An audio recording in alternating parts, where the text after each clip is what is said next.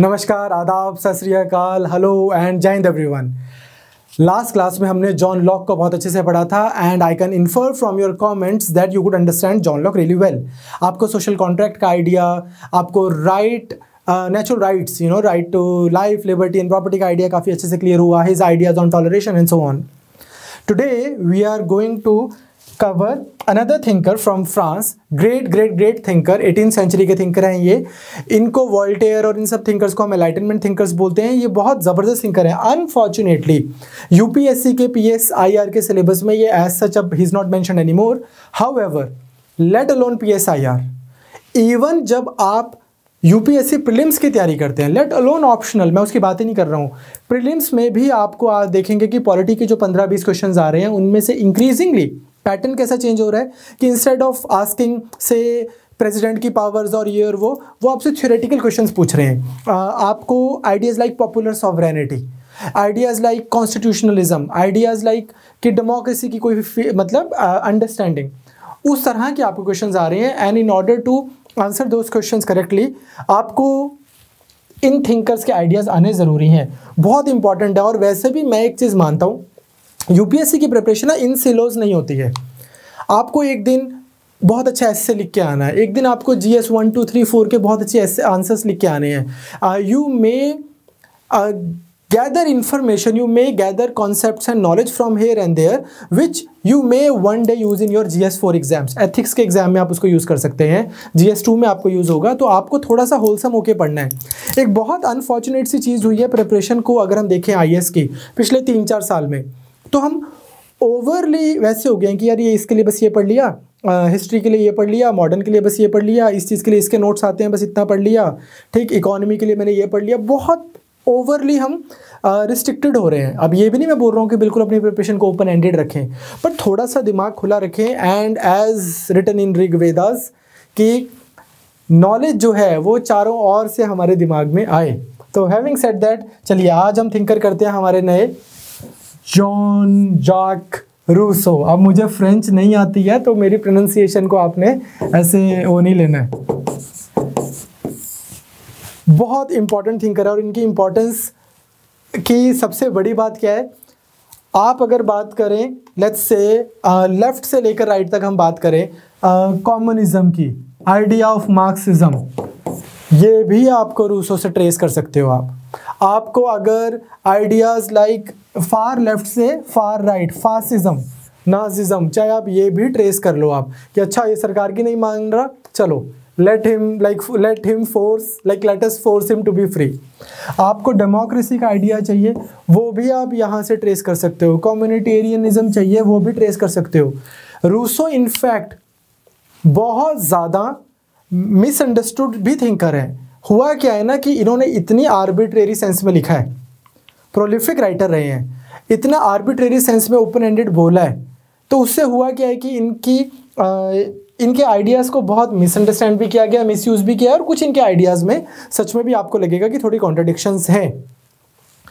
So much so कि इनके खुद के कंटेम्प्रेरी जो हैं वोल्टेयर ने भी इनके बारे में ही लिखा हुआ है, इनके एक आइडिया ऑफ सोशल कॉन्ट्रैक्ट, जिसको हम थोड़ी देर में पढ़ेंगे कि यार ये शायद ये चाह रहा है रूसो कि हम सब लोग क्या करें, हम सब लोग ना वापस जानवरों की तरह, मतलब जैसे इंसान खड़ा हुआ होगा ना पहले जानवरों की तरह 4 टांगों पे चलता होगा, कि यार शायद रूसो ये चाह रहा है कि हम 4 टांगों पे वापस चलना शुरू कर दें। ये तो दोबारा इंसान को सैवेज बनाने की बात कर रहे हैं, इस तरह की इनकी बातें हैं। चलिए हम लेक्चर के बाद में that's for you to decide कि आपको रूसो कितने पसंद है, इनकी खासियत क्या है, मुझे ये पर्सनली क्यों पसंद है इतने। इनका लिखने का स्टाइल बहुत ज़बरदस्त है। फॉर एग्जाम्पल इनकी किताब शुरू होती है क्या बोलकर, man is born free yet everywhere he is in chains. इंसान आज़ाद हुआ है, पैदा होता है, लेकिन आप देखोगे तो वो चारों तरफ बेड़ियों में जकड़ा हुआ है। इसका मैं आपको एक एग्जांपल बताता हूँ। कुछ महीने पहले मैंने न्यूज़पेपर में पढ़ा था कि HSBC बैंक में एक पर्सन काम करते हैं लंदन में, और उनको हार्ट अटैक हो जाता है और उनको एम्बुलेंस लेने आ रही होती है, और उन्होंने पता क्या बोला कि मेरे बॉस को बोल देना कि मैं मंडे को शायद आ ना पाऊँ। थिंक अबाउट दी चेंज कि इंसान मरने जा रहा है और लेकिन उसको अपनी जॉब, अपनी यूटिलिटीज़, अपने बिल्स पे करना, अपनी कहीं मेरी नौकरी ना चली जाए, कहीं काम ना रुक जाए, इतनी चेंज हैं कि आप अपना इंसान होना ही भूल गए हो।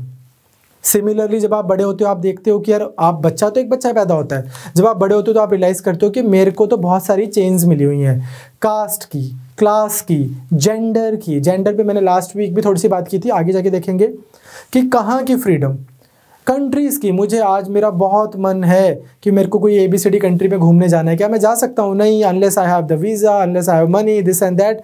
तो फिर इकोनॉमिकल स्टेटस की, चारों तरफ आप देखेंगे तो आपके ऊपर बेड़ियाँ ही बेड़ियाँ हैं, chains. Then he says one very profound, इनकी एक स्टेटमेंट है, मतलब वो आपके सिलेबस में नहीं है, thinking man is a deprived animal. इससे तो मैं 2000% एग्री करता हूँ।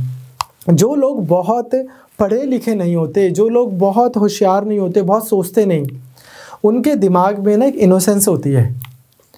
आपसे मैं एक बात पूछता हूँ छोटी सी, कि इमेजिन पिछले सिर्फ 1 महीने में, मैं ज़्यादा पीछे जाना भी नहीं चाहूँगा, पिछले 1 महीने में जितने भी आपके दिमाग में ख्याल आए, अच्छे या बुरे, अगर एक प्रोजेक्टर पे उनको प्रोजेक्ट किया जा सके, लाइव किया जा सके, सिर्फ आपका फैंटेसी वर्ल्ड, सिर्फ आपका जो दिमाग में ख्याल आए, would you be comfortable with that? In all likelihood deep down inside हमें पता होता है कि अच्छा सर सारे, हाँ तो सारे ख्याल नहीं, I wouldn't be too comfortable with that. Why? Because deep down inside I know कि मैं वो सब कुछ सोच रहा हूँ जो शायद मैं प्रोजेक्ट नहीं करता। तो अगेन इनका एक ऐसी ख्याल है। Similarly one more profound thing that he says, वो आपको कभी UPSC में ऐसे में भी स्टेटमेंट आ सकती है। ये बोलते हैं, I would prefer liberty with danger than peace with slavery. ये जीना भी कोई जीना है, लिबर्टी के साथ में, आज़ादी के साथ में जिएंगे। तो इस तरह से लिखते तो बहुत ज़बरदस्त हैं ये, इन्फ्लुएंस भी सबको करते हैं ये। लेकिन हमें थोड़ा सा समझना है कि ये किस टाइम के थिंकर हैं, क्या लिखना चाह रहे हैं और कन्फ्यूजन क्या है। 2 आइडियाज़ हैं इनके मेन जो आपको समझ आने चाहिए, एक सोशल कॉन्ट्रैक्ट जो हमारे स्कोप में है, और एक आइडिया ऑफ जनरल विल। वो आपको समझ आ गया। उसमें भी जो ज़्यादा इंपॉर्टेंट है, जो जो जो जो more one which is more important for you is the idea of general will. Social contract भी जो हम ऑलरेडी पढ़ चुके हैं, उसकी ही थोड़ी सी इन्होंने एक लेवल को आगे लेके गए हैं। इनके बारे में ये बोला जाता है कि इन्होंने फ्रेंच रेवोल्यूशन को बहुत ज़्यादा इंस्पायर किया। अब इसमें ना आपको एक चीज़ समझनी है, फ्रेंच रेवोल्यूशन के बारे में इन जनरल आपको एक चीज़ समझनी है। Again as I say in every class that Bharat sir will one day teach you world history, then you will understand it better, specially the final nuances of it. ये जो thinkers हैं ना, इन्होंने इस तरह से कभी लिखा नहीं है, इंस्पायर नहीं किया कि जैसे मान लीजिए हम गीता में बोलते हैं कि कृष्ण ने अर्जुन को बोला कि बेटा ह्यूमन बॉडी है, human body dies and the soul, आत्मा ना कभी मरती है ना कभी पैदा होती है, तो चलो शाबाश लड़ो। So here person who is inspiring another person, Krishna अगर अर्जुन को इंस्पायर कर रहे हैं तो डायरेक्टली उनको इंस्पायर कर रहे हैं, और लोग उसके बाद में उनके डायलॉग से हम लाइफ लेसन्स लेते हैं। On the other hand if we talk about likes of Rousseau, this is not how things happened. किसी ने अपने आइडियाज़ दिए इन जनरल, मैंने कोई आइडिया दिया, उसके बाद में then some people and then collection of people they come across those ideas and then they realise कि अच्छा ऐसा होता है, ऐसा होता है, and then they get inspired. ऐसा नहीं है कि इन्होंने बोला है कि चलो जी फ्रेंच लोग सारे इकट्ठे हो जाओ और चलो हम रेवोल्यूशन करते हैं। इनके बारे में like I said I can that's true for pretty much everything that we cover in PSIR, but इनके बारे में एक चीज़ बोली जा सकती है कि I can go on and on just about himself, like about him Rousseau. इनके आइडिया से बहुत बाद की बात है, इनकी पर्सनैलिटी के ऊपर ही I can go on and on. ये इंडिविजुअलिस्ट भी हैं, ये कलेक्टिविस्ट भी हैं, ये इनकम्पेरेबल डेमोक्रेट भी हैं। ये वो शख्स हैं, ही इज़ दैट पर्सन जिनको हम क्रेडिट करते हैं किस चीज़ के लिए, डायरेक्ट डेमोक्रेसी के लिए। ये जो हमारी कंट्री में जमहूरियत या पूरी दुनिया में जो डेमोक्रेसी है, जो लोकतंत्र है, उसको तो इतना से ही मानेंगे भी नहीं है कि यार आपने लोग चुन के भेज दिए, वो आगे जा रहे हैं, पता नहीं कुछ ढंग से लॉज बनाएंगे भी कि नहीं। ये तो बोलेंगे कि Switzerland like city state, direct democracy. ये उसके भी ये थिंकर हैं, तो इंडिविजुअलिस्टिक भी हैं, कलेक्टिविस्ट भी हैं, डेमोक्रेट भी हैं इतने पैशनेट, और टोटलिटेरियनिज्म में भी इनकी आपको इनके आइडिया से आप टोटलिटेरियनिज्म में निकाल सकते हो। अगर हिटलर कर को ये बोले कि यार मैं ऐसा सोचता हूँ कि जो भी सरकार की नहीं मान रहा उसको पकड़ो और मारो। और वो अगर ये भी बोल देना कि ये देखो रूसो के आइडियाज से मैंने इन्फर किया है, तो आप ये नहीं बोल सकते कि यार रूसो ने तो कुछ ऐसा, मतलब how could you be go so wrong. Ideas को आप बहुत अलग अलग तरीके से आप समझ सकते हो। इसी में again before we actually start the topic, जैसे मैं हर टॉपिक में करता हूँ कि एक ओवरव्यू देता हूँ आपको, मैं आपसे एक सवाल पूछता हूँ। अब आप मेरे साथ में एंशिएंट ग्रीस से पढ़ते हुए आ रहे हैं। मान लीजिए मैं एंशिएंट ग्रीस में हूँ अभी, ठीक, और सन चल रहा है 323 320 BC, या पुराने टाइम में एंशिएंट टाइम्स में हमने देखा था कि जब मुझे सच के बारे में जानना, when I want to gain knowledge, तो मैं कैसे मानता था कि क्या सही है, क्या गलत है, क्या ट्रू है, क्या फॉल्स है, at least in the materialistic sense. तो the idea was logic, reason, दिमाग, ऐसा ही था। हमने थेलिस से लेकर और Socrates, pre Socratic, post Socratic thinkers के, एरिस्टोटल एंड सो ऑन। उसके बाद में अ टाइम केम जब मुझे ये जानना है कि सच क्या है, दुनिया जो है वो हीलियोसेंट्रिक है या जियोसेंट्रिक है, कितने प्लैनेट्स हैं, दिन कैसे बनता है, रात कैसे बनती है, ये कैसे होता है, वो कैसे होता है, सच क्या है, अच्छाई क्या है, बुराई क्या है। तो क्या था मेरा सोर्स? रिलीजन, ऐसा ही था, रीजन से रिलीजन। और अगर मैं पिछले 200-300 साल की या 400 साल की बात करूं, एटलीस्ट कुछ कंट्रीज में या कुछ लोगों में, तो सच को जानना है कि क्या सही है क्या नहीं है, पार्टिकल क्या होता है, एटम क्या होता है, हिग्स बोसॉन क्या है, एंड देन सो ऑन, तो है science.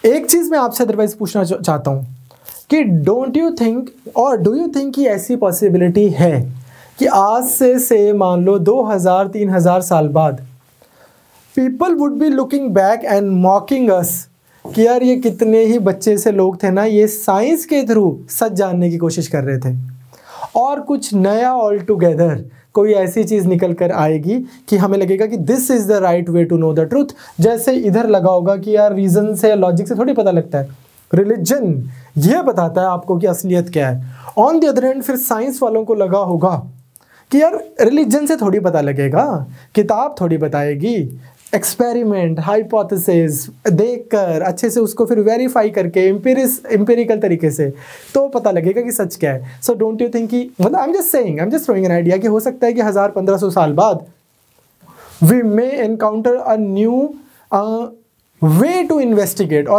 way to find reality. We may never know what the reality is, but I am just talking about what route you choose. So there is every possibility, of course. Why I am saying so?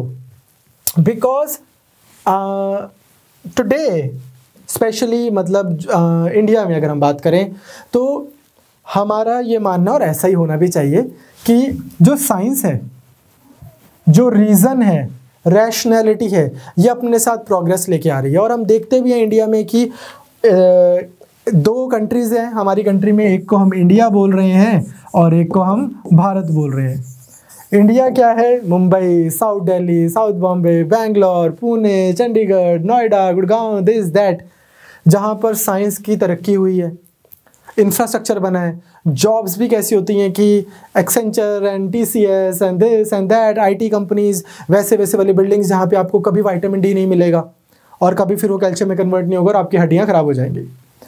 और भारत कौन सा है? जहाँ पर progress नहीं है, गाँव, देहात, पिछड़ा हुआ एरिया, इसी तरह से। बट हम मोटा हम ये देख के चलते हैं कि with science of course progress आई है, better health, better education, better wisdom, better knowledge, better facilities, this and that and so on. तो नॉर्मली साइंस को एक वर्च्यू की तरह देखा जाता है।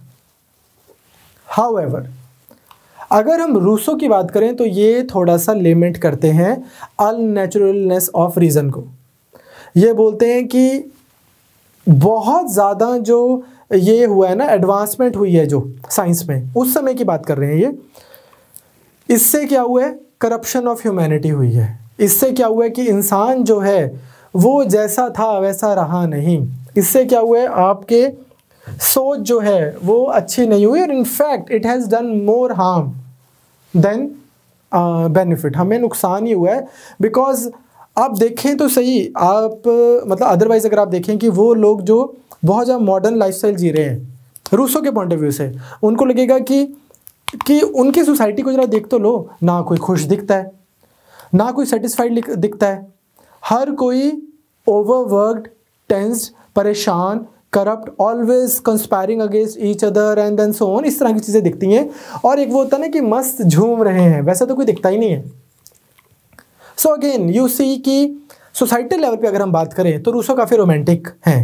इनफैक्ट पर्सनल लेवल पे भी अगर हम बात करें तो भी ये बहुत रोमांटिक है। इन्होंने स्टार्ट किया था अपना जो लाइफ अपनी स्टार्ट की, he was born in a poor family, गरीब परिवार में पैदा हुए थे जिनेवा में। In fact I was just discussing Rousseau with Raghav sir here and I was telling him कि एक मूवी है ना धड़कन मूवी, और उसमें सुनील शेट्टी होता है I think, and then he is from a very poor family and then he goes to actress के फादर के पास में जाते हैं एंड देन उसकी चप्पल टूटी होती है and then instead of saying कि सर अभी मेरे पास चप्पल नहीं है, I am running through like hard times but don't worry, I will earn, get a job, earn money and then I will marry your daughter off. उसकी जगह पे क्या बोलते हैं कि आप मेरी चप्पल देख रहे हैं, है ना, इसमें छेद भी है एंड दिस एंड दैट। तो वो बहुत अपनी पॉवर्टी को भी हमेशा साथ साथ में ऐसे पहन के रखता है। रूसो भी थोड़े से ऐसे ही हैं। इन्होंने कभी जब ये बहुत सोसाइटी में ऊपर भी चले गए, मतलब आज बड़े लोगों में उठना बैठना हो गया, उस समय भी इनका ऐसा था कि इन्होंने अपनी जो वो पॉवर्टी वाली वो थी ना कि यार मैं भाई नॉर्मल फैमिली से आता हूँ, मैं नॉर्मल सा आदमी हूँ, उस चीज़ को इन्होंने कंटिन्यू ही रखा। चलिए एनीवेज, तो रूसो के साथ में क्या है कि 12 साल से ही इन्होंने कभी किसी के साथ काम कर रहे हैं, कभी किसी के साथ काम कर रहे हैं, मैक्सिमम इन्होंने अपनी लाइफ जो है पॉवर्टी में ही निकाली। वुमेन इनकी लाइफ में बहुत सारी रही और उनके थ्रू इनका खर्चा चलता रहता था। In fact there was this one lady who was like काफ़ी इनसे बड़ी थी उम्र में और उन्होंने इनका काफ़ी खर्चा चलाया।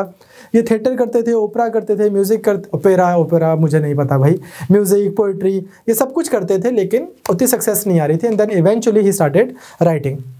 अब ये किस समय लिख रहे हैं फ्रांस में, आपको again her Laski says that every thinker क्या है is a product of his time. तो ये किस समय लिख रहे हैं? ये उस समय लिख रहे हैं जिस समय फ्रांस में लुई 15 का एब्सोल्यूट फ्यूडल ऑर्डर चल रहा है। मतलब इनका एक जागीरदारी चल रही है, ज़मींदारी वाला टाइप फ्यूडल सिस्टम चल रहा है, बहुत स्ट्रॉन्ग। पॉलिटिकल पावर, प्रिविलेज, जो सोशल रिस्पेक्ट है, प्रेस्टीज है, ये सब या तो राजा के पास है या फिर जो क्लर्जी या नोबिलिटी है, राजा के जो खास लोग हैं, बड़े लेवल पे हैं, तो कुछ लोगों के पास ही पॉलिटिकल पावर है, कुछ लोगों की ही सोशल रिस्पेक्ट है, कुछ लोगों के पास ही प्रिविलेजेस हैं। और मासेस कैसे रह रहे? ग्रिम बैटल ऑफ सर्वाइवल भी से कि इनको मतलब इतनी मुश्किल हो रही है कि even the minimum requirement of decent जो लिविंग है वो भी नहीं मिल रही है because of corrupt and inefficient bureaucracy of the king. इतना ज़्यादा डिसकंटेंट है कि लोगों में एक चाहत है सिस्टम को चेंज करने की।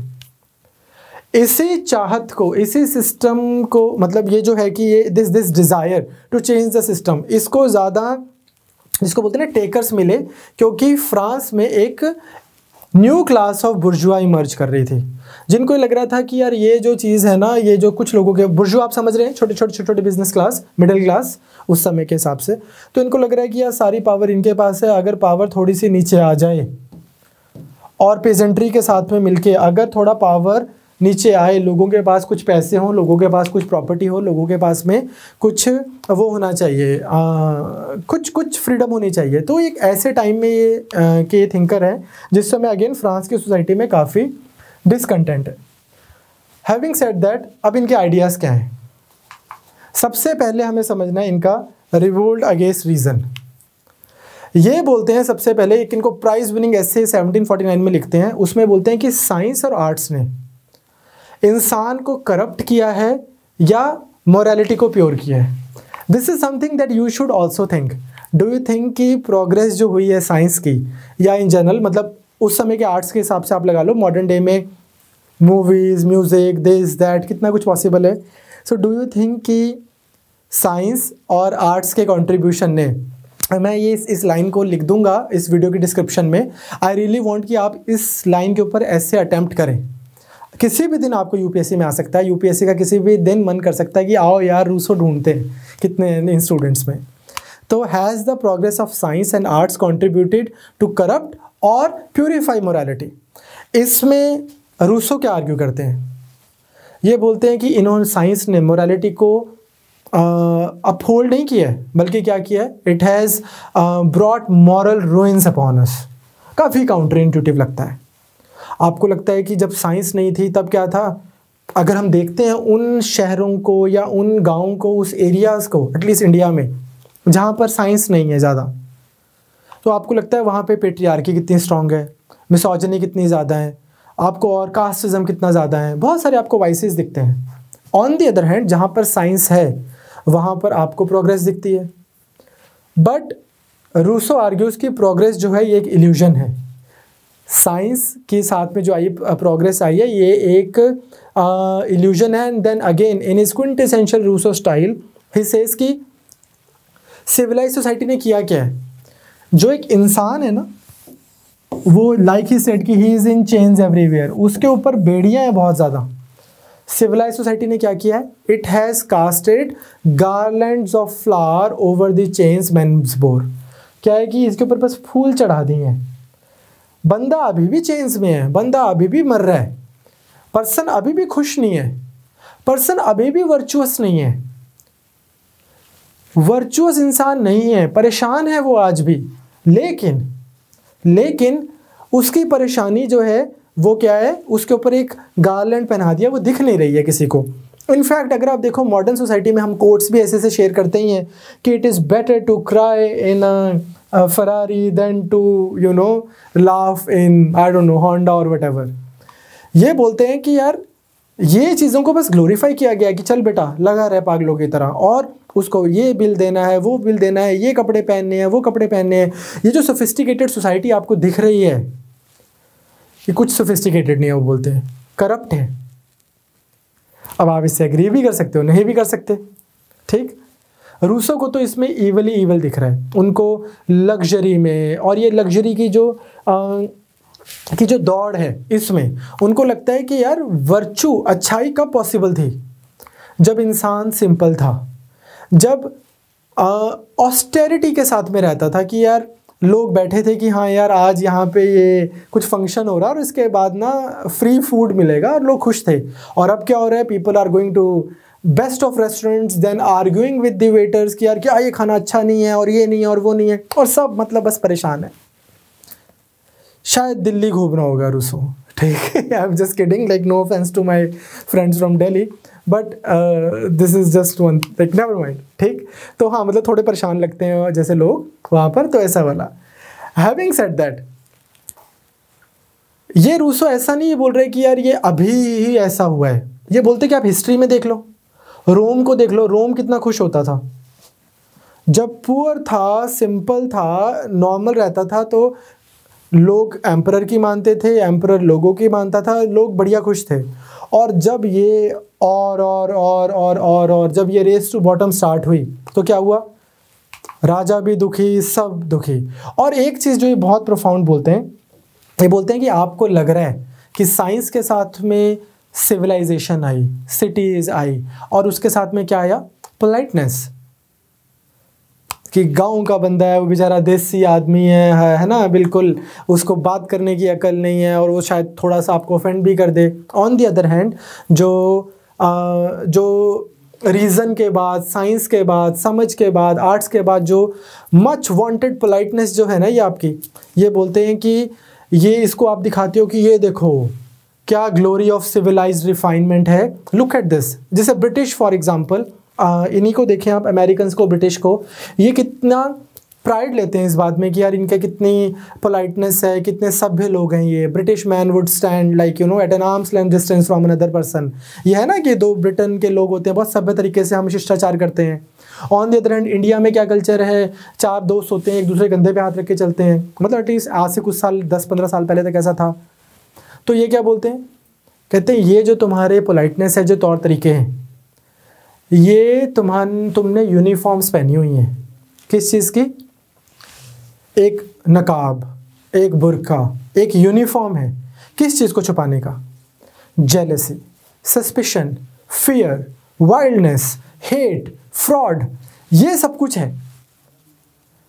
ये सब कुछ है, इस सब को छुपाने के लिए आपने आओ जी आओ जी आओ, कैसे आप बस मेरे को ना, आप बैठिए, मेरे को ना बहुत ज़रूरी मीटिंग आ गई है, आप मेरे को बहुत ज़रूरी एक काम आ गया, अरे मैं तो आप ही की वेट कर रहा था। आप ऐसे वाले लोग हो, आपके पोलाइटनेस के पीछे झूठ है। पुराना बंदा था, सिंपल बंदा था, जब उसको कोई मिलता था पुराना दोस्त तो ऐसे गले मिलता था और बोलता था भाई बैठ, और 6 महीने बाद जाइए अब तो, ठीक। इंटेलिजेंस को लेकर भी वो ऐसे ही है। वो बोलते हैं कि सो कॉल्ड इंटेलिजेंस जो आपके पास आई है, इससे क्या चला गया है? गुडविल चली गई है, रेवरेंस चली गई है, हर किसी में आप कमियां देखते हो, आपकी जो इंटेलिजेंस है वो कंपटीशन बन के रह गया है। रीज़न बहुत होगा आपके पास, दिल कहाँ है? कोई लेक्चर बनाता है, ठीक, तो आप उसको ये बोलने के बजाय कि सर ये चीज़ करा दो, आप बोलते हो ओए बाकियों की तरह बीच में ना छोड़ दियो, ठीक, ये टॉपिक नहीं कराया तूने, नोट्स नहीं अभी तक दिए, ऐसे वाला। ये क्या है कि इसमें क्या हो रहा है, वो बोल रहे हैं कि अब आपका जो रीज़न आ गया ना कि यार पढ़ा तो रहा है, ये नोट्स देगा क्या, दिमाग इतना चल रहा है, तो आप भूल ही जाते हो कि यार पढ़ा रहा है, ठीक। द पॉइंट इज दिस कि इस तरह से रूसो को लगता है कि अरे ये मॉरल वैल्यूएशन में मैं तो ये मानता हूँ कि ये हुआ आपके साथ में, किसी की भी इज्जत नहीं करते हो आप। None of what I am saying is my, like they are my views। Rousseau बोलता है, कहता है कि इंटेलिजेंस इतनी ज़्यादा डेंजरस हो चुकी है कि अपने साथ में कितना घमंड लेके आती है। It undermines reverence. साइंस क्यों डिस्ट्रक्टिव है? आपका किसी चीज़ में फेथ नहीं है, और रीज़न क्यों डिस्ट्रक्टिव है? आप किसी भी चीज़ को रीज़न आउट कर सकते हो। एक पर्सन ने, जैसे एग्जाम्पल बताता हूँ, I don't know if it's correct और नॉट, मैंने कहीं पे पढ़ा है कि सिगमंड फ्रॉइड का quote, again like I do not know कि ये उनका, मैंने उनकी किताब में नहीं पढ़ा है, खुद की लिखी हुई, मैंने कहीं पे पढ़ा है कि वो सिगमंड फ्रॉइड का नाम लेकर किसी ने कोट लिखा हुआ था कि anything apart from being asexual is just a matter of sexual preference. You see what you can do with reason, you can justify just about anything. कोई पीडो है, हाँ यार ये उसका मैटर ऑफ प्रेफरेंस है, लॉजिक लगा के देख। कोई सेडिस्ट है, हाँ यार उसका मैटर ऑफ प्रेफरेंस है। And isn't it true about everything? People have, दिमाग लगाकर हम कुछ भी जस्टिफाई कर सकते हैं रीज़न के थ्रू।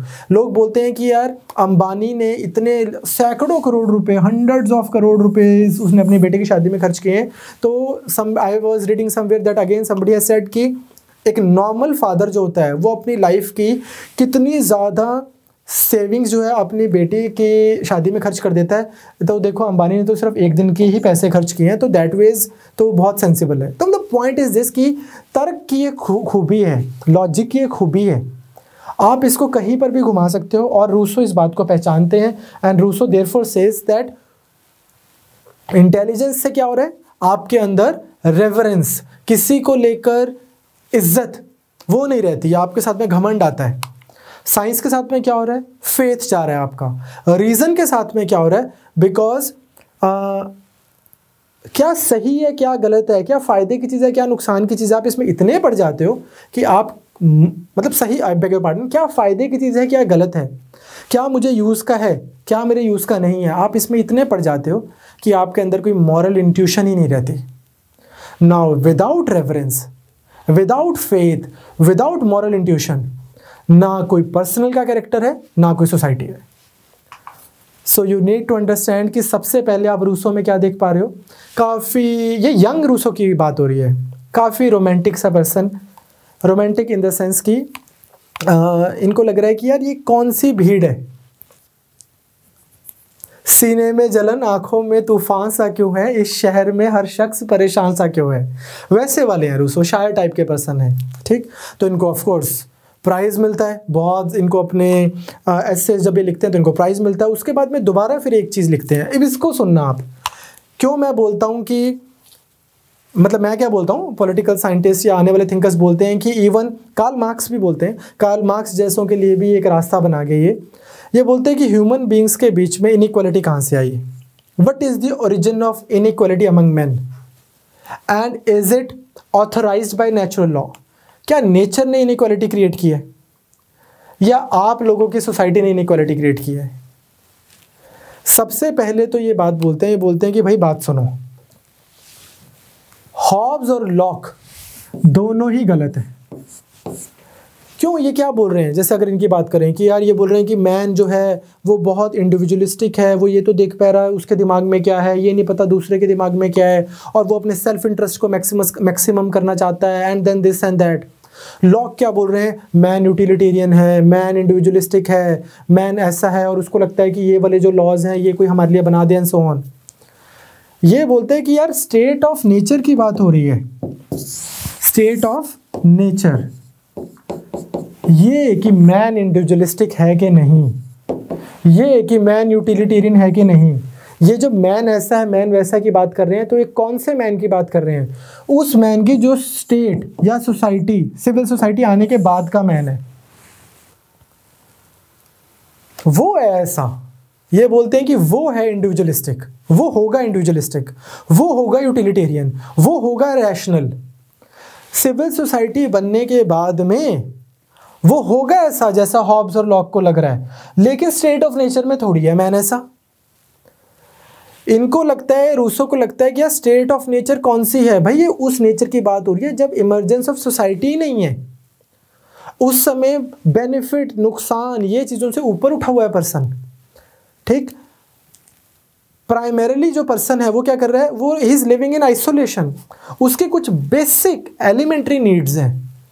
जब 4 लोग इकट्ठे ही हो गए या 20 लोग इकट्ठे ही हो गए फिर तो एक तरह की सोसाइटी बनी गई, फिर ये चीज़ें शुरू होती हैं। लेकिन जब एक टाइप की सोसाइटी शुरू हो गई तो आप स्टेट ऑफ नेचर पे पहुंचे ही नहीं, आप तो उसके बाद की बात कर रहे हो। स्टेट ऑफ नेचर क्या है? एक ऐसी कंडीशन जहाँ ना बहुत प्लेंटी है ना बहुत स्कार्सिटी है। जैसे कि हॉब्स ने बोला था कि लिमिटेड रिसोर्सेज होते हैं और डिमांड्स होती हैं और मैन बहुत वो होता है अपना सोचने वाला और इसलिए कॉन्फ्लिक्ट हो जाता है। लॉक ने बोला था कि कॉपरेशन होती है। ये बोलते हैं ना कॉन्फ्लिक्ट है ना कॉपरेशन है, ना नॉलेज है ना लैंग्वेज है, ना साइंस है ना आर्ट है, ना मैन बहुत हैप्पी है ना अनहैप्पी है, ना उसको जस्ट का पता है ना उसको अनजस्ट का पता है, ना उसे अच्छे का पता है ना उसे बुरे का पता है, ना उसे वर्चू का पता है ना उसे वाइस का पता है। वो है स्टेट ऑफ नेचर का मैन। वो कैसा है? वो बोलता है कि अब होती है फिर बात आती है, अगर उस मैन की बात हो रही है वो है उसकी इनेट, कुदरत ने हमें कैसा बनाया उसकी बात है। तो उसमें वो बोलते हैं कि मैन क्या था स्टेट ऑफ नेचर में? Noble savage. नोबल आप समझते हैं, सैवेज क्या हो गया? असभ्य हो गया। असभ्य का मतलब इन द सेंस कि अभी वो इन द मॉडर्न सेंस जिसको आप सिविलाइज बोलते हैं वैसा नहीं है, उसको फॉक और नाइफ नहीं उठाना आता, उसको एक्सक्यूज मी नहीं बोलना आता, उसको डोर ऐसे खोल के बंद नहीं करना आता, and then all the other things, उसको झूठ नहीं बोलना आता। ठीक, उसको ऑल दीज थिंग्स जो हमें आती होती हैं वो नहीं आती। तो ये बोलता है कि ये जो नोबल सैवेज है, क्या बोली जा रहे हैं हॉब्स और लॉक की, और वो रीज़न था उसके दिमाग में और उसको लगा आओ सरकार बनाए। बोला उसका कोई रीज़न नहीं था, 2 चीज़ें थी उसके पास। क्या? एक तो सेल्फ लव, कि खुद को प्रिजर्व करना, वो एक चीज़ है जो बहुत इंस्टिंक्टिव है। अगर मेरे एकदम से मान लो मेरे पापा भी एकदम से मेरे ऊपर चाकू लेके ऐसे आएंगे तो मेरा इनिशियल रिस्पॉन्स क्या होगा? ऐसे करूँगा मैं नहीं करूँगा कि चल यार फादर ही है एक चाकू ही मार रहे हैं क्या फ़र्क पड़ता है, बिकॉज यहाँ पर मेरे अंदर का एक इंस्टिंक्ट निकल के आएगी। और दूसरा, जब आप किसी को देखते हैं तड़पता हुआ तो आपको दुख पहुँचता है। जब आप देखते हैं कि अमेरिका ने सीरिया पे अटैक कर दिया और छोटा छोटा एक बच्चा कोई किसी मेडिटेरेनियन सी से तैरता हुआ बीच पे मिलता है उसकी डेड बॉडी, तो आपको सिंपैथी होती है, आपको बुरा लगता है। कहीं पर भी, अगर बियॉन्ड रिलीजन भी अगर मैं बात करूं कि आप इथोपिया में किसी बच्चे को बिल्कुल ऐसे देख रहे हैं या अफ्रीका में आपके सामने तस्वीरें आती हैं कि बच्चा भूखा मर रहा है, तो आपको क्या होता है? एक सिंपैथी निकल के आती है। तो ये बोलते हैं कि 2 चीज़ें हैं। ये हॉब्स और लॉक जो बातें कर रहे हैं ना कि रीज़न है, इंडिविजुअलिस्टिक है, या फिर दूसरा क्या बोल रहे हैं कि यूटिलिटेरियन है, ये सब तो तब है जब 100 लोग इकट्ठे हो गए, और जहाँ 100 लोग इकट्ठे हो गए वहाँ पे सोसाइटी तो बनी गई। तो हॉब्स और लॉक जो है इनके हिसाब से हिस्ट्री में they are not sufficiently in state of nature. State of nature में क्या हो रहा है इनके हिसाब से? ना हैप्पी ना अनहैप्पी, ना वर्चू ना वाइस, ना अच्छा ना बुरा, ना लैंग्वेज ना नॉलेज ना साइंस ना आर्ट। ये वाला जो पर्सन है ये सिर्फ इंस्टिंक्ट्स पे प्ले कर रहा है। और इंस्टिंक्ट्स क्या है? खुद को बचाने की और ग्रीगेरियस इंस्टिंक्ट। ग्रीगेरियस इंस्टिंक्ट क्या होती है? कि अपने जैसों के लिए सिंपैथी रखना। नाउ यू सी, अगर आप देखें तो रूसो थोड़ा थोड़ा ग्रीक जो हमने स्टार्टिंग में किया था, ग्रीक थॉट से मुतासिर हैं, उनसे ये रेजोनेट कर पा रहे हैं। तो ये स्टेट ऑफ नेचर में अब था कैसे, लोग कैसे रह रहे थे फिर, चलो इनकी बात मान ली। तो बोलते हैं कि जब नोबल सैवेज रह रहा है तो स्टेट ऑफ नेचर कैसी होगी, is the one of innocence. ये इनोसेंस के टाइम था, इंसान को बहुत तहजीब याफ्ता नहीं था इंसान, बट इनोसेंस वाली सिचुएशन थी। धीरे धीरे क्या हुआ, नोबल सैवेज जो है जब उसने रहना शुरू किया, इनफैक्ट ये एक बात बोलते हैं, कहते हैं कि सोसाइटी बनी कहाँ से, वो पर्सन जिसने सबसे पहले एक पीस ऑफ लैंड को साफ किया और उसने बोला कि ये मेरा लैंड है, ये पूरी एक धरती थी, पूरी अर्थ, इस पे एक पीस ऑफ लैंड को किसी पर्सन ने साफ किया और उसने बोला ये मेरा लैंड है। इन कोर्स ऑफ टाइम क्या हुआ, noble savage who lived in isolation discovered the utility of और यूजफुलनेस ऑफ लेबर, कि यार मैं लेबर लगाता हूँ और इस एरिया को बोलता हूँ ये मेरा है, और धीरे धीरे लोगों को कोलैबोरेट कर लेता हूँ, फिर किसी को अपने नीचे लगा लेता हूँ कि यार तू भाई मेरी लेबर है, अपना बंदी बना लेता हूँ, एंड धीरे धीरे धीरे ये बोलते हैं कि यहाँ से ही तो सारी प्रॉब्लम की शुरुआत हुई है। अगेन इफ आई से कि प्राइवेट प्रॉपर्टी जो है ये प्रॉब्लम की शुरुआत है, तो आपको किस चीज़ की इसमें यहाँ पे like can you not sense कि हाँ यार कल को कार्ल मार्क्स भी ऐसा करेंगे कि बोलेंगे कि देख लो रूसो भाई भी बोल के गए थे, बिल्कुल सही बात है। कॉमनिज्म की, मार्क्सिज्म की भी आपको यहाँ पर ट्रेसेस मिलेंगे। तो ये बोलते हैं कि धीरे धीरे क्या हुआ, लोगों ने कोलैबोरेट करके प्रोविजनली एक इस तरह से प्राइवेट प्रॉपर्टी बनानी शुरू कर दी। फिर क्या हुआ, फिर शेल्टर्स बनाने शुरू कर दिए। जब शेल्टर मतलब एरिया साफ करना शुरू किया, फिर शेल्टर बनाए, फिर फैमिली बना दी। जब बोलते हैं कि मैन की लाइफ में एक वुमन आ गई और एक फैमिली बन गई, यहाँ इसको पेट्रियार्कल स्टेज बोलते हैं, वो पेट्रियार्कल स्टेज। यहाँ से क्या हुआ, उसने मैन ने सोशल रिलेशंस को कंसोलिडेट करना शुरू किया। एक पर्सन है, देखो मैंने देखा है ये एक सपना, एक मैन और एक वुमन, फूलों के शहर में हो घर अपना, बस कहते यहाँ से उसके अंदर पोइट्री भी निकल रही है, अब रीज़न भी आ गया, उसको लॉजिक भी आ गया, बातें भी निकल रही हैं, लैंग्वेज भी आ गई। This brought in the first fall of man. Patriarchal stage से जब उसने इस तरह से एक बॉडी वो बना दी, ठीक, तो इवन पेट्रियार्कल स्टेज में वो इतना बुरा नहीं था, लेकिन यहाँ पर जब उसने एक रीज़न को, लॉजिक को, लैंग्वेज को यूज़ करना शुरू कर दिया कि हाँ यार ये तो इस एरिया पे ये पूरी अर्थ है, इस पे इस प्रॉपर्टी को मैं अपना बना देता हूँ, इसको शेल्टर बना देता हूँ, एक सोशल रिलेशन बना लेता हूँ, एक पार्टनर रख लेता हूँ, और लेबर जो है इसको और अपने उसको थॉट को यूज़ करके रीज़न को यूज़ करता हूँ, लैंग्वेज डेवलप कर दी। यहाँ से सारी प्रॉब्लम शुरू हो गई। अब क्या हुआ, धीरे धीरे धीरे धीरे दूसरे पर्सन ने भी ऐसा किया, तीसरे ने भी ऐसा किया, चौथे ने भी ऐसा किया, फिर उसके बाद किसी और को लगता है मेरे को तो थोड़ा और लैंड चाहिए, उसने क्या किया, 4 लोगों को अपना थोड़ा सा वो भी बना दिया, स्लेव बना दिया। इनफैक्ट अगर आप देखें सारी सिविलाइजेशंस, चाहे वो ग्रीक सिविलाइजेशन हो, रोमन सिविलाइजेशन हो, बाइजेंटाइन सिविलाइजेशन हो, इवन अगर हम आर्यन थ्योरी को माने तो इंडस वैली सिविलाइजेशन, कितनी ज़्यादा स्लेवरी बेस्ड सिविलाइजेशंस हैं। तो इनइक्वालिटी तो यहाँ से शुरू हुई है। जो बहुत तेज़ थे, जो लोग बहुत तेज़ थे, उन्होंने बोलना शुरू कर दिया कि यार ये मेरा लैंड, पीस ऑफ लैंड है, दूसरे ने बोला है मेरा पीस ऑफ लैंड है, तीसरे ने बोला है मेरा पीस ऑफ लैंड है, और इस तरह करते करते करते करते करते लैंड पे अपना, इसको बोलते हैं ना, ठप्पा लगाना शुरू कर दिया, लैंड पे अपनी स्टैंप लगानी शुरू कर दी कि मेरा है मेरा है। फिर क्या हुआ, मेटलर्जी और एग्रीकल्चर जो है ये एक ऐसा एक और रेवोल्यूशन आ गया। हुआ क्या, अब मेटलर्जी ने आयरन एंड कॉर्न, एग्रीकल्चर ने सिविलाइज्ड मैन तो बना दिया, बट ह्यूमैनिटी लूज हो गई। क्यों होगी humanity lose, like I said कि हुआ क्या कि आइडिया ऑफ प्रॉपर्टी आ गया इससे, ये मेरी जगह, ये मेरी जगह। अगर आपने बुक पढ़ी है होमो सेपियंस, वो भी यही बोलते हैं, वो बोलते हैं कि पुराना जो पर्सन था वो आज यहाँ है, कल वहाँ है, परसों यहाँ है, परसों इधर है। तो think about it, a person जिसने कितना कुछ घूमना था, कितनी दुनिया देखनी थी, क्या कुछ करना था। जब एग्रीकल्चर आ गया तो वो एक गांव में रहता है, पास उसके खेत हैं, तो किसने किसको कॉलोनाइज किया है, वीट या राइस ने आपको कॉलोनाइज किया है कि यार एक एरिया उसके बाहर तू नहीं जा सकता, कि आपने वीट और कॉलोनाइज उसको, वीट को या राइस को कॉलोनाइज किया। चलो एनीवेज, तो है क्या, ये बोलते हैं कि इस तरह से प्रॉपर्टी आ गई। तो ये क्या बोलते हैं कि जो द फर्स्ट मैन, इनकी एक बहुत बड़ी स्टेटमेंट है कि the first man who after fencing off a piece of land took it upon himself, सबसे पहला बंदा जिसने एक बाड़ लगाई और उसके बाद बोला कि यार दिस बिलोंग्स टू मी, जिसने ये बोल दिया, and found simple minded people simple minded enough to believe कि एक पर्सन भी उसने बोला ये देखो भाई ये मैंने बाड़ लगा दी, ये मेरा एरिया है, और बाकी सब लोगों ने भी मान लिया कि हाँ यार इसका एरिया है। He was a true founder of the civil society. बहुत बड़ी बात है, बढ़िया बात कर रहे हैं साहब कि सोसाइटी कहाँ से शुरू हुई। ये बोलते हैं जिसको हॉब्स और लॉक सोसाइटी बोल रहे हो तो सोसाइटी नहीं है भाई, अभी तो स्टेट ऑफ नेचर है, बंदे को लैंग्वेज वैंग्वेज कुछ नहीं आती। ये तो फिर धीरे धीरे जब उसने पहले लैंड साफ़ किया, फिर उसने सोशल रिलेशन बनाया, फिर उसने लेबर की समझी, इंपॉर्टेंस समझी, और फिर एक दिन जिस पर्सन ने बोल दिया कि ये एरिया ये मेरा है, यहाँ से सोसाइटी शुरू हुई है। अब ये अकेला थोड़ी है, डिफरेंट मैन के डिफरेंट टैलेंट्स हैं, स्किल सेट है। हो सकता है किसी पर्सन को नहीं बनानी आई प्रॉपर्टी, हर पर्सन जिसको प्रॉपर्टी नहीं बनानी आई वो कोई गलत पर्सन थोड़ी है, वो नेचर ने यूं ही थोड़ी उतार दिया था, ये वो उसके अंदर क्या कोई कम सैंक्टिटी है क्या?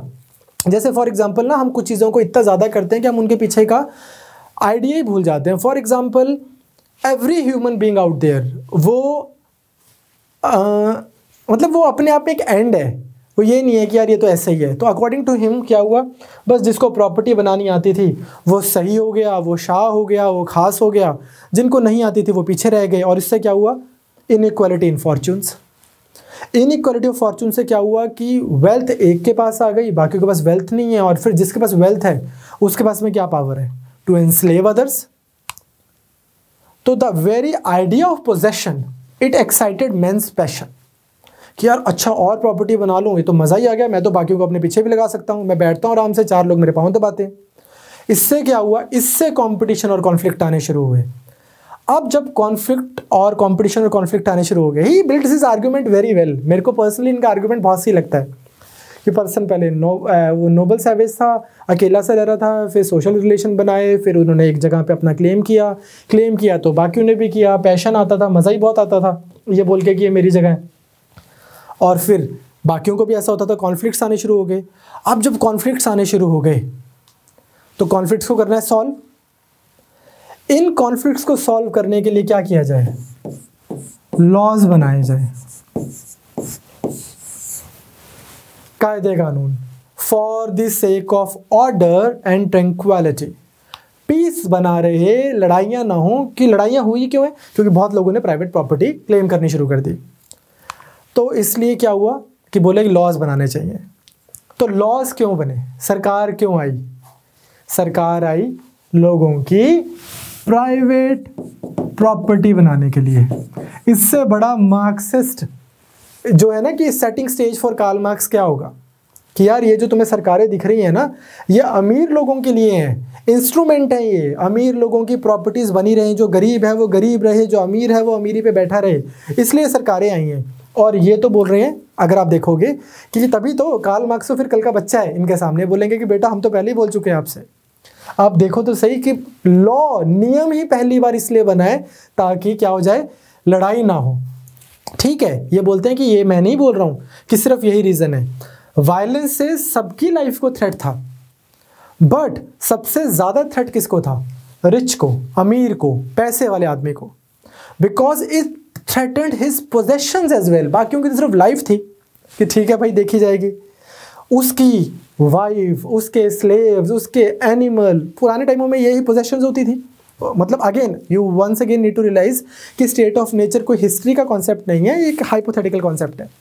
तो ये बोलते हैं कि इसलिए क्या हुआ, रिच मैन, अमीर आदमी को चाहिए था social contract. Can you like do you agree? तो बोलते हैं कि इससे क्या हुआ, लेकिन ठीक है सिविल सोसाइटी आ गई आपकी कि कर लेते हैं भाई, एक सोशल कॉन्ट्रैक्ट कर लो और एक हम वो भी बना लेते हैं, बॉडी बना लेते हैं। इससे हुआ क्या, पुअर्स को क्या हुआ, अमीर का तो समझ आता है कि अमीर को उसकी प्रॉपर्टी भी बच रही है, उसकी एक कायदा कानून भी है, वो ठीक से चल भी रहा है कि देखो ये मेरी प्रॉपर्टी है और इस पर कोई नहीं आएगा और ये देखो लॉ है। गरीब को इसने क्या दिया, न्यू फेटर्स और बेड़ियां दे दी लॉज ने। कैसे, बिकॉज जो नेचुरल लिबर्टी एग्जिस्ट करती थी जो एक इक्वालिटी एग्जिस्ट करती थी सिस्टम में, जो नेचर ने बनाई हुई थी, उसको क्या किया, उसको सारे को यूज अप कर दिया for the benefit of a few ambitious person. और एज अ होल क्या हुआ, पूरा अगर हम पूरे सिस्टम को देखें तो कुछ लोग जो हैं वो तो हैं ऊपर ambitious persons, but as a whole human race जो है वो अभी तक उसके बाद में किस चीज़ के लिए वो सब्जेक्ट हो गई, to labour, to servitude, to wretchedness. चलो जी, ऐसा ही तो है आज भी। आप देखें अगर पूरी दुनिया में तो कुछ चुनिंदा लोग हैं, कुछ चुनिंदा लोग हैं जो जिनके लिए सिस्टम एकदम सही रहे, इसलिए सब लोगों को बोला गया है कि यार ये लॉ, नियम, कानून ये सब आपको फॉलो करने हैं, ठीक। तो this is his idea of social contract. तो इससे क्या मतलब है इनके हिसाब से कि क्या फिर सोशल कॉन्ट्रैक्ट नहीं होना चाहिए? जब रूसो ने ये बोल दिया कि यार बंदा था नोबल सैवेज, ठीक ठाक रहता था, वो तो जब प्रॉपर्टी वगैरह आ गई, प्राइवेट प्रॉपर्टी, तो फिर अमीरों की प्राइवेट प्रॉपर्टी बचाने के लिए सोशल कॉन्ट्रैक्ट हो गया। तो क्या, और साइंस की वैसे क्रिटिसिज्म कर रहे हैं, तो ये क्या बोल रहे हैं कि क्या फिर दोबारा जंगलों में चले, बाबा जी की बूटी वैसे रहे? तो रूसो जो है ये बहुत इस मामले में इनको मिसअंडरस्टैंड किया गया है। और ऐसा भी नहीं है कि आने वाले मुझ जैसे नासमझ लोगों ने किया है, इनके टाइम के ही वॉल्टेयर ने फॉर एग्जांपल एक बोला हुआ है कि Rousseau is wanting us to walk on all four. मतलब कि रूसो क्या चाह रहे हैं कि हम वापस चले जाएं जानवरों की तरह, 2-4 टांगों पे चलना शुरू कर दें। सिविल सोसाइटी उनको इतनी प्रॉब्लम क्रिएट कर रही है। अब अगेन हमारे स्कोप के बियॉन्ड होता है, ये सब लोग जो है ना बहुत गजब के लोग हैं। इवन जैसे आज भी अगर आप देखेंगे फ्रांस में, आपने नाम सुना होगा चार्ली हेब्डो वगैरह का नाम सुना होगा, वो कार्टून्स बनाते हैं सैटायरिकल, और काफ़ी प्रॉब्लम क्रिएट हो जाती है उससे सोशल फैब्रिक में, स्पेशली इस्लामिक वर्ल्ड में। वॉल्टेयर भी ऐसे ही थे। ये पुराना फ्रेंच कल्चर है कि किसी का नाम नहीं लेना, लेकिन क्या करना है कि सैटायरिकल तरीके से आपने इंश्योर करना है कि freedom of speech and expression intact रहे, आइडियाज़ आते रहें। वॉल्टेयर की एक बहुत इंपॉर्टेंट स्टेटमेंट है कि I do not agree with what you are saying but I will defend till death your right to say whatever you want to say. एक ऐसे छोटा सा रैंडम सा लेम जोक है कि एक पर्सन बोलता है कि सरकार चोर है, तो पुलिस वाले उनको पकड़ के ले जाते हैं। इमरजेंसी का टाइम लगा होता है, तो पुलिस वाले उनको पकड़ के ले जाते हैं। वो बोलते हैं कि यार तुमने कल बोला कि सरकार चोर है, तुम्हारे ऊपर तो केस होगा। तो वो बोलते हैं कि यार मैंने ये बोला सरकार चोर है, मैंने थोड़ी बोला है कि इंडिया की सरकार चोर है या पाकिस्तान की सरकार चोर है या मॉरिशस की सरकार चोर है, यूएसए की, यूके की। तो पुलिस वाले उसको थप्पड़ मारते हैं, बोलते हैं कि तुमने हमें बेवकूफ़ समझा है, हमें नहीं पता कौन सी सरकार चोर है। सो ये सभी कंट्रीज़ पे मतलब अप्लाई होता है।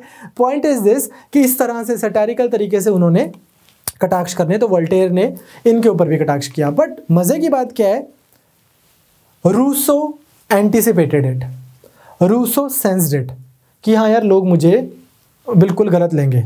तो इन्होंने बोला क्लियरली कि भाई देखो सोसाइटी तो इनएविटेबल है, मैं ये थोड़ी बोल रहा हूँ कि सोसाइटी नहीं होनी चाहिए, और ये तो मैं बिल्कुल ही नहीं बोल रहा हूँ कि स्टेट ऑफ नेचर में वापस चलते हैं। According to Rousseau society was inevitable, without this society man could not fulfil him, मतलब जो उनके अंदर की जो इनेट नेटिव पोटेंशियल है, कोई पोएट बन सकता है, कोई क्रिकेटर बन सकता है, कोई राइटर बन सकता है, ये सब कुछ कहाँ पॉसिबल है। मैं ही अगर समाज ना हो तो ये पॉल साइंस में किसको पढ़ाऊंगा, ठीक। तो सोसाइटी तो इनेट नेटिव पोटेंशियल रियलाइज करने के लिए ज़रूरी है। इन्होंने बोला कि जिन प्रिंसिपल्स पे सोसाइटी बनी है, स्टेट ऑफ नेचर से आप इधर आए हो जिन प्रिंसिपल्स पर, वो सही नहीं है। स्टेट ऑफ नेचर में जो ह्यूमन की जो नेचर का आपका जो नुक्ता नज़र है, जो आपका पॉइंट ऑफ व्यू है, वो सही नहीं है। तो हमारा टास्क क्या होना चाहिए, हम शुरू से शुरू करते हैं। लॉक ने क्या किया है, अकॉर्डिंग टू रूसो, लॉक ने क्या किया, बोल के कि यार प्राइवेट प्रॉपर्टी सबसे इंपॉर्टेंट चीज़ थी, और इस वजह से आओ स्टेट ऑफ नेचर से स्टेट बनाते हैं जो प्राइवेट प्रॉपर्टी बचाए। वो गलत है according to Rousseau. You understand, ये बोल रहे हैं कि स्टेट ऑफ नेचर में इस तरह से अनजस्ट हुआ है, स्टेट ऑफ नेचर में अन्याय हुआ है, इनजस्टिस हुआ है, उसको ठीक करना है हमें, ठीक। तो आपको ये समझना है कि इनका कहने का मतलब ये नहीं है कि इसलिए क्योंकि सब खराब है तो आप स्टेट ऑफ नेचर में वापस चलो। ये बोलते हैं कि स्टेट ऑफ नेचर को हम दोबारा समझें और जो प्रॉब्लम हमें मेन एड्रेस करनी है वो करनी है प्रॉब्लम ऑफ पॉलिटिकल ऑब्लिगेशन। इसका मतलब क्या है कि एक मैन जो है वो लॉ को या स्टेट को क्यों ओबे करे। Why should a man obey the state, क्यों? तो बोले कि अभी तक जो आप जस्टिफिकेशंस देते रहे हो वो सही नहीं है, और स्टेट भी क्योंकि उन जस्टिफिकेशंस को मान के उस हिसाब से चल रही है तो वो भी सही नहीं है। हमें क्या करना है, अथॉरिटी और फ्रीडम इनके बीच में एक प्रॉपर रिकंसिलिएशन करना है। अभी तक जो हुआ है वो बहुत अनसेटिस्फैक्ट्री है और बहुत इनएडिक्वेट है। तो हेंस इनकी जो किताब है सोशल कॉन्ट्रैक्ट, ये वेरी ड्रामेटिकली इनकी पहली लाइन ही क्या बोलती है कि man is born free but everywhere, ठीक, ही इज इन चेन्स। तो इनका पर्पस आप समझ पा रहे हो, वो ये है कि ध्यान से समझना कि आप स्टेट ऑफ नेचर से सिविलाइज्ड सोसाइटी में तो आ गए हो, स्टेट तो आपने बना दी है, पर जिस रीजन से बनाई है, जो आपकी अंडरस्टैंडिंग है वो है अनसेटिस्फैक्ट्री और इनएडिक्वेट। स्टेट ऑफ नेचर में बंदे के पास टोटल लिबर्टी थी, और जब आप स्टेट में आओगे तो उसकी लिबर्टी तो जाएगी, चेंज तो उसके ऊपर आनी ही है। वो ये नहीं बोल रहे हैं कि चेंज रहेंगी नहीं कोई, लेकिन एक होता है प्यार का बंधन और एक होता है टेरर का बंधन। एक आप सारा दिन काम करते हो और किसी के लिए कुछ बहुत प्यार से खरीदते हो, एक अपने सारा दिन काम करके अपने मेहनत के पैसे से आप अपने मन से कुछ अच्छा सा खरीद के किसी के लिए लेके जाते हो। एक है कि आपसे कोई ज़बरदस्ती छीन के ले जाए या आपको फोर्स करे कि इतने पैसे हमें दो जो तुमने पूरा दिन काम किया है। तो ये चेंज तो रहेंगी, पैसे तो आपके इन एनी केस जा ही रहे हैं, बंधन तो इन एनी केस है ही है।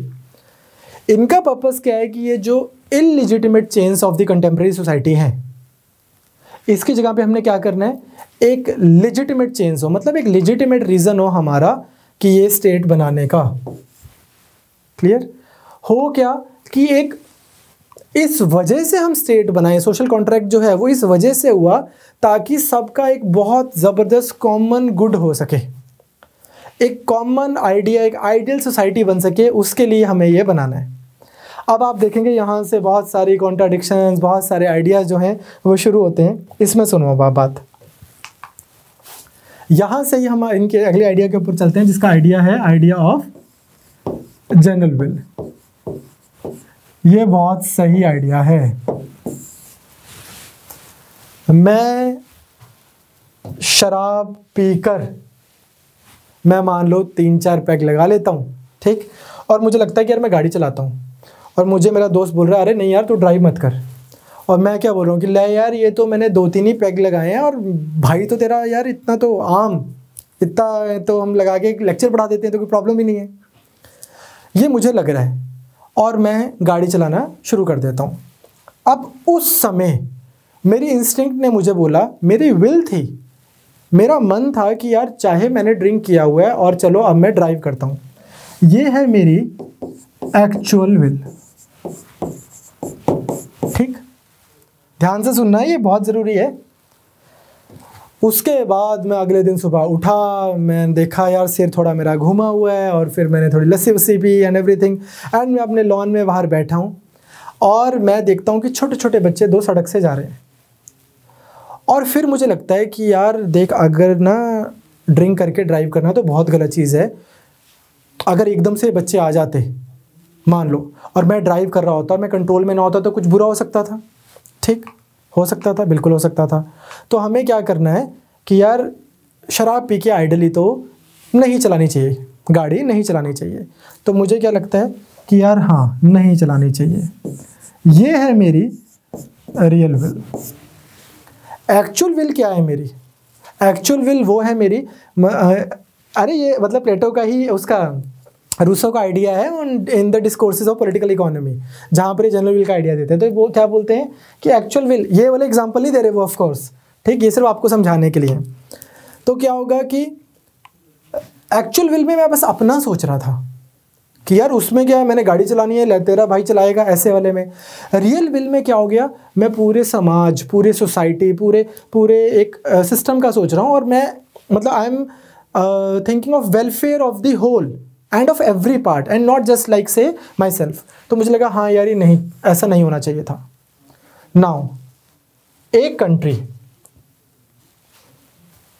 जहाँ पे सब लोगों को आपने बुला लिया, मान लो 500 लोगों को, उन सब की कुछ ना कुछ एक्चुअल विल होगी हर एक चीज़ के बारे में, लेकिन एक होगी उनकी रियल विल। मैथ्स में लिखते थे ना ऐसे, sigma real will I to 1 to n, मतलब जितने भी लोग हैं उन सब की समेशन, सबकी अगर हम रियल विल ऐड कर दें तो वो क्या बन जाती है, जनरल विल। ठीक, तो जनरल विल आप समझ रहे हैं कि सब लोगों की पब्लिक स्पिरिटेड विल जो कॉमन इंटरेस्ट में है। आपको एक चीज़ और समझनी है कि generality of the will is not so much of a matter of a numeracy. मतलब ये नहीं है कि एक सिस्टम था, उनमें 95 लोगों को ये लग रहा था और 5 लोगों को ये लग रहा है, तो वो इस वजह से रियल विल है। नहीं, आप ये रियल विल क्या है, रियल विल को नंबर ऑफ पीपल से नहीं देखा जाएगा, या जनरल विल को नंबर ऑफ पीपल से नहीं देखा जाएगा। किस चीज़ से देखा जाएगा, ऑफ इंट्रिंसिक क्वालिटी और goodness. It is not an empirical fact कि यार देखो 100 लोगों से पूछा था हमने, उसमें से 75 लोग बोल रहे हैं कि शराब पी के गाड़ी चलाने में इतनी प्रॉब्लम नहीं है यार अगर बंदे ने 2 पैक लगाए हुए हैं। No, it is not about कि 100 में से 75 बोल रहे हैं कि 100 में से 4 बोल रहे हैं। ये तो मॉरल फैक्ट की बात हो रही है कि इंसान की 2 सोच होती है, अगर कि एक हो गई मेरी एक्चुअल विल। एक्चुअल विल क्या है, जो मेरी एक तरह से एकदम से मेरे अंदर जो इंस्टिंक्ट आ रही है, और रियल क्या है, जब मैं ठंडे दिमाग से पब्लिक स्पिरिटेड होकर, मॉरली एनलाइटेंड होकर, वर्चुअस क्या है, राइट क्या है, इंट्रिंसिकली गुड क्या है, वो जब मैं सोच रहा हूँ, जो मैं दिल से सोच रहा हूँ, जो मैं दिमाग से सोच रहा हूँ, उन सब की एक बहुत अच्छी हार्मनी हुई है। ठीक, जब मैं सोचते हुए अपना प्राइवेट इंटरेस्ट सेक्रीफाइस कर रहा हूँ, फॉर एग्जांपल मेरे पास में एकड़्स एंड एकड़्स ऑफ लैंड है और मैं देखता हूँ कि मेरे शहर में लोग भूखे मर रहे हैं, तो मेरा प्राइवेट इंटरेस्ट क्या होगा कि यार मेरी प्रॉपर्टी इंटैक्ट रहे।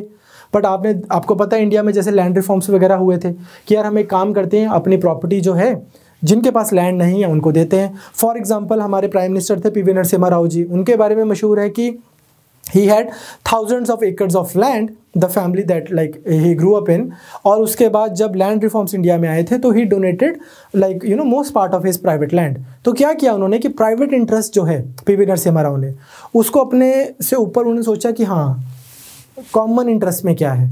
ठीक, तो अकेला या अपनी कास्ट का या अपने रिलीजन का नहीं सोच के फॉर द होल ग्रुप, ये जो चीज़ है इसको हम क्या बोल रहे हैं, जनरल विल। आई होप आपको समझ आया। तो ये क्या बोल रहे हैं कि जनरल विल जो है, अब ये बहुत यहाँ पे ही सारा इनका पैराडॉक्स शुरू होगा, ये आपको समझना है। ये बोलते हैं कि यार देखो ऑब्वियसली जनरल विल में यूनैनिमिटी तो कभी होगी नहीं, कभी ऐसा तो नहीं होगा कि सब लोग एग्री करेंगे कि यार जनरल विल क्या है, जनरल विल क्या नहीं है। आप भी एग्री करते हो इस बात से, यहीं पे सारी फसाद की जड़ है।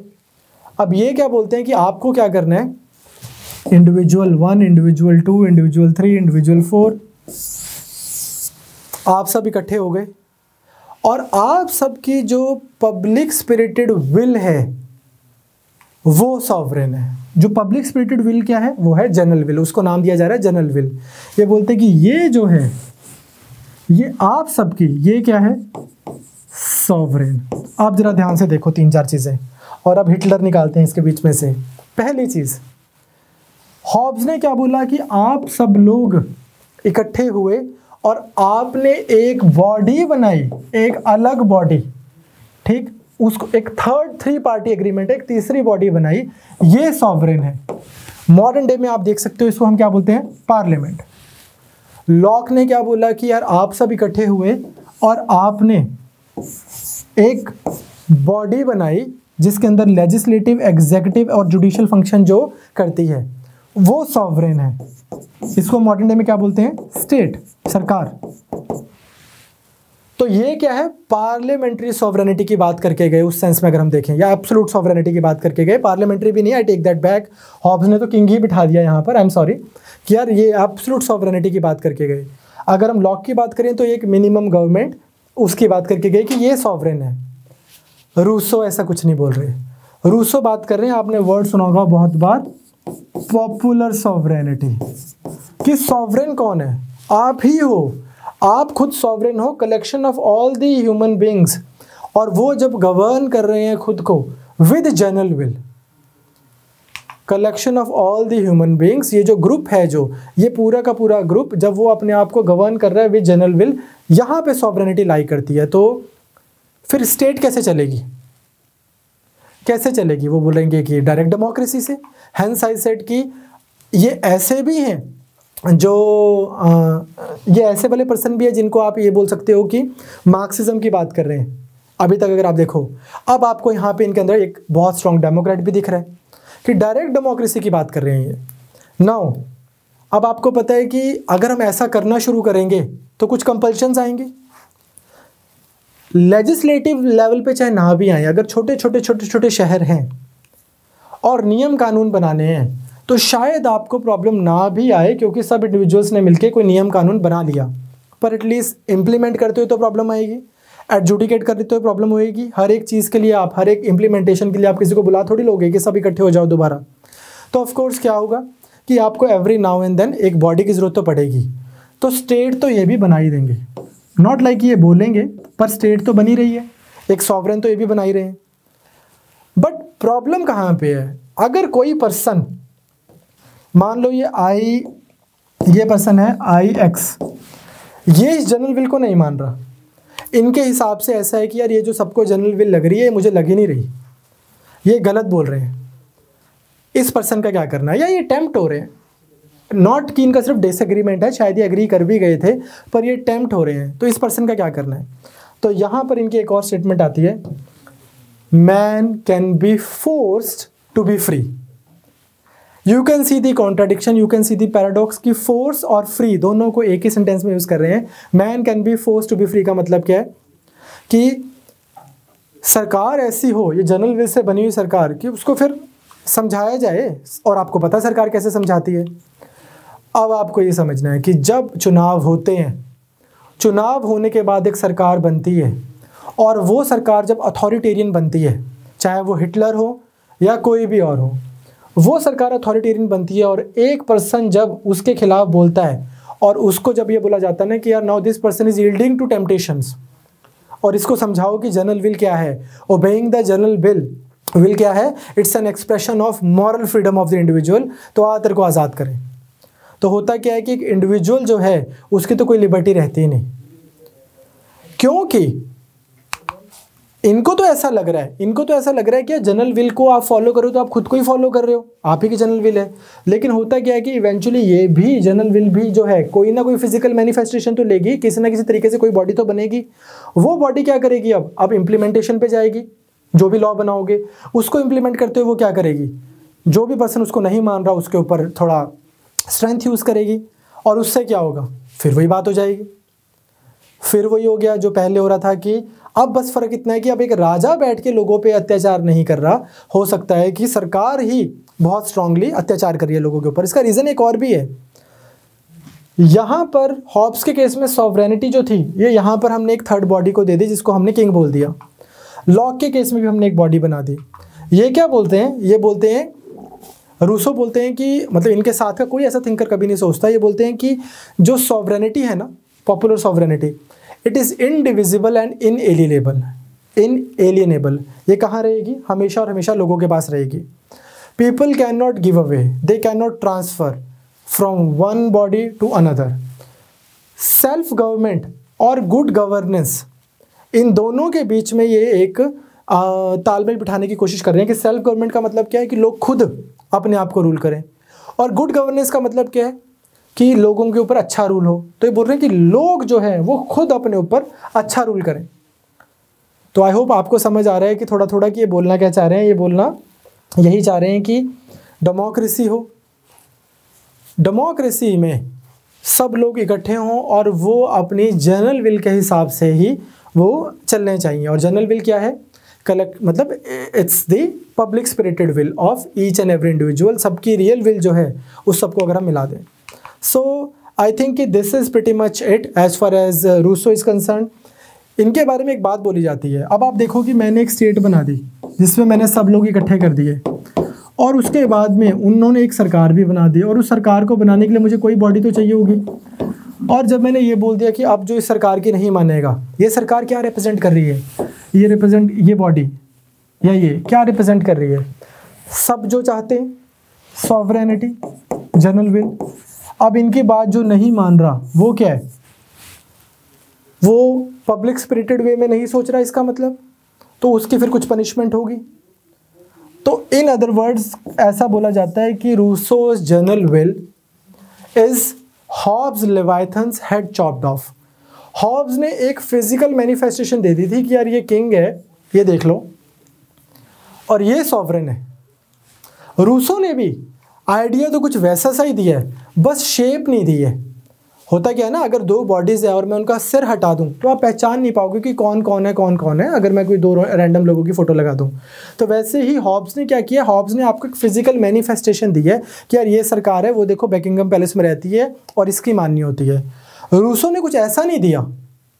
Rousseau is not pointing towards an institution, Rousseau is not pointing towards a body और अ प्लेस और a building, but Rousseau is also giving a similar kind of idea. वो ऐसे थिंकर्स को कुछ को लगता है कि इन्होंने भी तो वही किया कि यार सब लोग इकट्ठे होते हैं और उनको जो फिर जो पब्लिक स्पिरिटेड लगता है, कॉमन गुड में लगता है, एक आइडियल सोसाइटी है जिसके लिए इंसान अपना सब कुछ दे देता है, ठीक, और वो सोसाइटी जो है उसके हिसाब से आप चलते हो।